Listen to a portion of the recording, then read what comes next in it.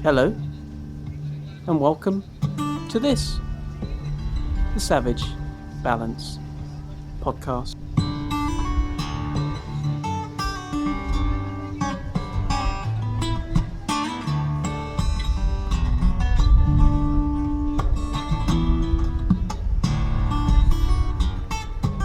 Hello, everybody, and welcome to this, the very first episode of the Savage Balance Podcast, a brand new weekly podcast offering you a new story, essay, interview, or thought each week.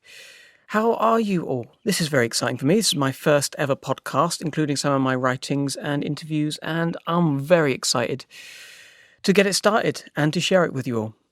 So I'm putting the first three of these out in a row to give you a flavour of what sort of things to expect. Starting with this episode here, Trump Formation. Now, this will have gone up and live either Monday night or Tuesday morning, basically the day of the US election. And, really, if we have another term of Trump and people feel a little bit gloomy and a little bit hopeless about the whole situation, I know that's how I felt 4 years ago, there might be a potential glimmer of optimism for you in this story. So, check it out. This is episode 1, Trump Formation.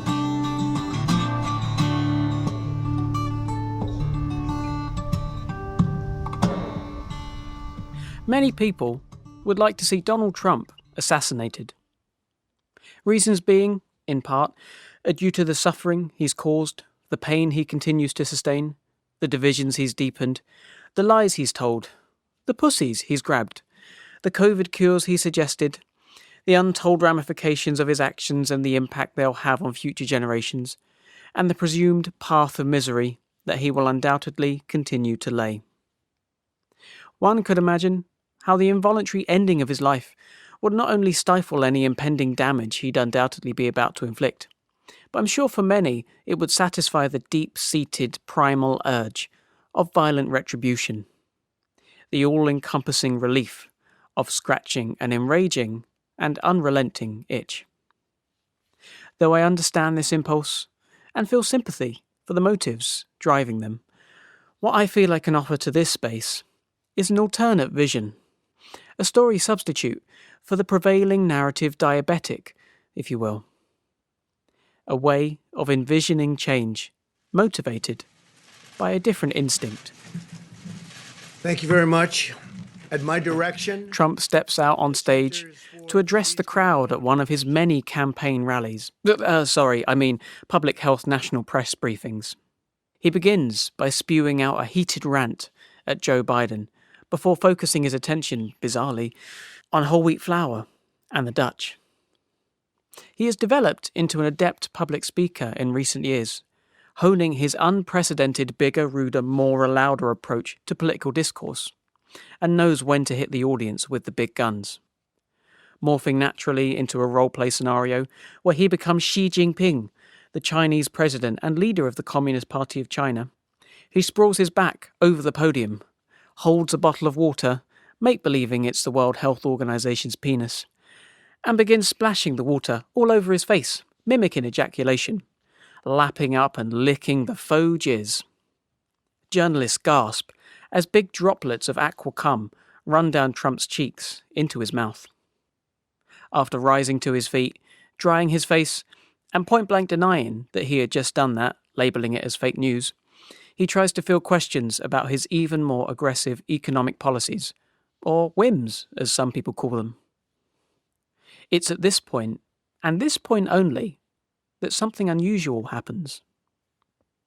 Donald feels a brief moment of faintness overcome him. Though he remains on his feet, the experience temporarily distracts him. A slight delirium and nauseousness are still present. He notices a peculiar pressure and pulsating in his fingers. A quick examine reveals a small paper cut on the index finger of his very normal hands, dripping blood. Reporters continue to fire questions at him, but Trump remains focused on the cut, which was transforming before his very eyes. It was getting bigger and bigger, all by itself, each moment, from cut to slice, slice to gouge, gouge to hole, spraying ever-increasing intensities of blood. He tried to remark on the greatness of his blood, but soon his hands were unrecognizable and had simply become hoses, erupting huge jets of movie gore all over the disconcertingly quiet room of journalists. Two deep, dark maroon waterfalls gush from his arms, beyond even the highest budgets and lowest inhibitions of any future Freddy vs. Jason franchise editions.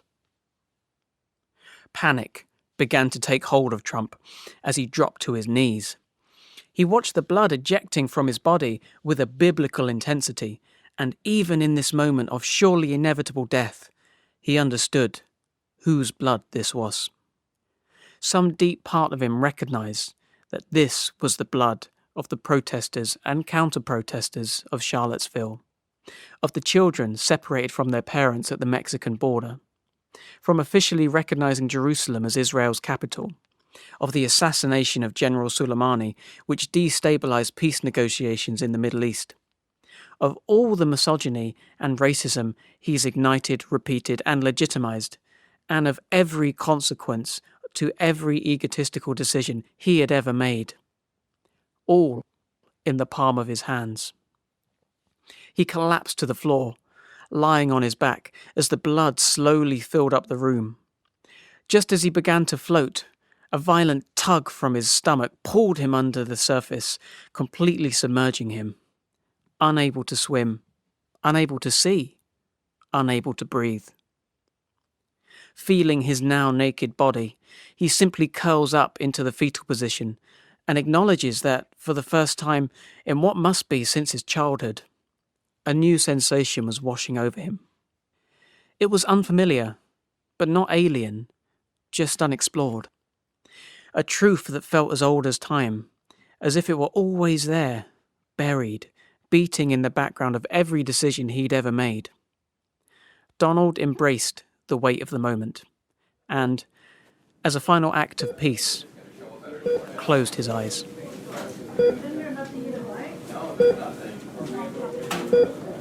Trump began to stir, rubbing his eyes in a blurry haze. They were even more narrow than usual, trying to adjust to the bright white. From an outside perspective, anyone would have assumed they were firmly closed. He felt a hand rest reassuringly on his shoulder. He looked up, knowing full well who that hand belonged to, his trusted and adoring partner. Mike Pence's kind face looked down upon Trump's horizontal body as he perched on the end of his bed. Trump's mouth puckered to speak, but Pence calmly gestured for him to stop, pressing his finger to Trump's lips. Mike quietly explained to him that he was in the hospital. He'd collapsed during a press conference, but he told Trump not to worry, as they were claiming this was a democratic North Korean conspiracy. He said the doctors suspected there was an intruder that laced his water with LSD. But, for once in his life, Trump didn't care. Something inside him had awakened. Something he instinctively felt he had been running from his whole life, even though this was the first time he'd ever framed it that way. Interrupting Mike mid-sentence, Trump rose to his feet, explaining frantically that he had to get out of there. Mike looked frightened and confused, yelling for the doctors, but it was Trump's finger that this time pushed up against Mike's lips. The two locked eyes, and Mike knew that Donald had to go. And so, with a playful pinch of the cheek, Trump bid his friend farewell as he went on a journey of self-discovery. He first sought counsel with, a counsellor, describing all his experiences and symptoms. The counsellor cautiously explained to him that what he felt was, in fact, an emotion called shame. He was shocked at Trump's openness to this diagnosis, prompting him to go into detail about how the ego protects us from difficult feelings, how parents use shame as a tool for discipline, how it's deeply embedded and secretly pervasive in our culture, and so on. Trump thanked the expert and went on his way. He knew what he had to do. His first stop was Peru, where he intended to take part in an ayahuasca ceremony. He struggled to acclimatize to the first two ceremonies, but by the third, he had found a way to truly let go.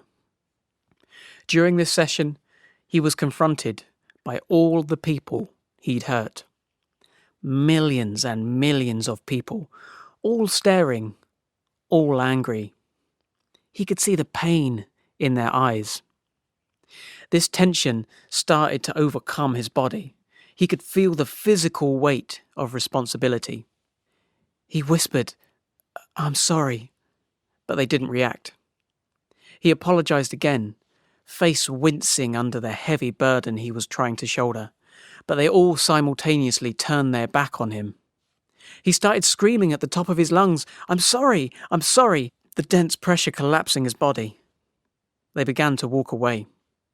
He tries to chase after them, but the strain of his body means that he can only crawl. They drift away, vanishing into the distance. He sobs uncontrollably, reaching his hand out to grab them.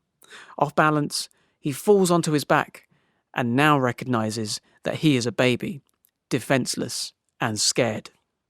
He cries, stretching out both hands, pulling at his father's trousers, but he pays Donald no attention, chatting and laughing, spilling whiskey droplets all over the baby's head. Trump journeys deeper and deeper into the unexplored recesses of his mind, fully experiencing the wide breadth of hurt and the wisdom behind each of these internal teachings. 1 month after he left, he arrives back in America and calls a press conference on the White House lawn. He stands tall and begins by apologizing for his brief spell of absence, before going on to continuously apologize to everyone, to his political opposition, to his country, both his critics and his supporters, to the press, to other world leaders, in fact to all those he's met, no matter how fleetingly, to the world, to his ex-wives and partners, to his family, to Mike, and finally, to himself. He acknowledges that simple sorries will never fix the torment he's inflicted, but by fully committing himself to his newfound spiritual quest for redemption, he pledges to always be in the service of that impulse. And so, with a heavy heart, he officially resigns as President of the United States of America and walks away from the podium. With his newfound freedom, Trump starts experimenting with all kinds of hallucinogens: acid, psilocybin, toad venom. He gives his material possessions away and distributes his wealth among developing nations and women's shelters. He leaves himself vulnerable to open up his wounds and feel the full brunt of the pain. He joins a commune on the border of Lebanon and Israel, where he is accepted with open arms. His hair has grown long and messy, but Trump makes no effort to cover up the bald patches, finally recognizing the damage hairspray can do to the environment, even when used indoors. He starts to find the concept of clothes very restricting and, with permission from the group, disposes of these unnecessary garments. Now naked and free, he sows the fields and picks the crops, beginning to trust his fellow people, even eating the food they prepare, no longer having to rely on McDonald's and Oreo milkshakes for fear of being poisoned.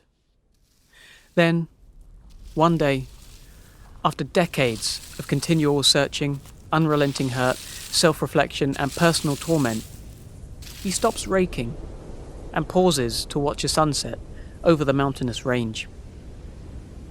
The shame he's carried every moment of this journey is ever so slightly lifted, temporarily, just for one moment.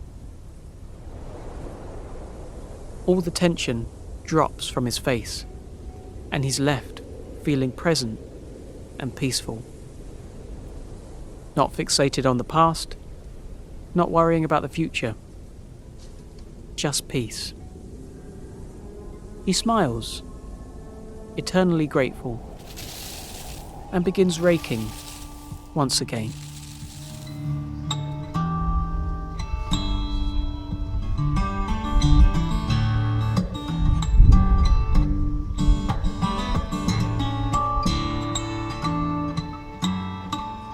So there we go.